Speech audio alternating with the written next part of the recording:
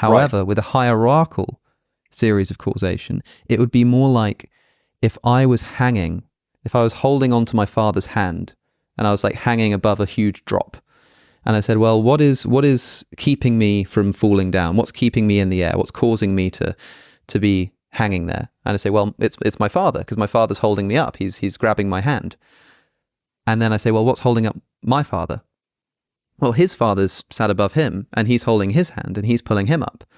I say, okay, well, what's holding him up? And this is a hierarchical causation.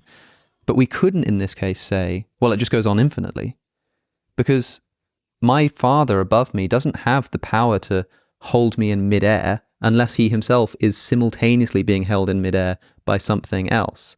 In other words, in this kind of causation, if my father were to disappear, I don't have the causal power to hold something up below me because I would fall down. If my grandfather were to disappear, my father doesn't have the causal power to hold me up. So if my grandfather disappears, my father still has the causal power to bring me into existence. That's linear.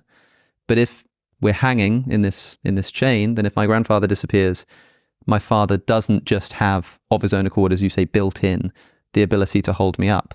So this is something that cannot go back infinitely or down or up infinitely. This is something that has to be terminated. And indeed, because the power that something has, like to hold something in midair, only exists insofar as it's getting it from the thing, above it on the chain, there has to be something at the basis to give the entire chain causal power, because without that, they wouldn't have anywhere to derive the power from the first place, and they wouldn't have the power to hold me up at all.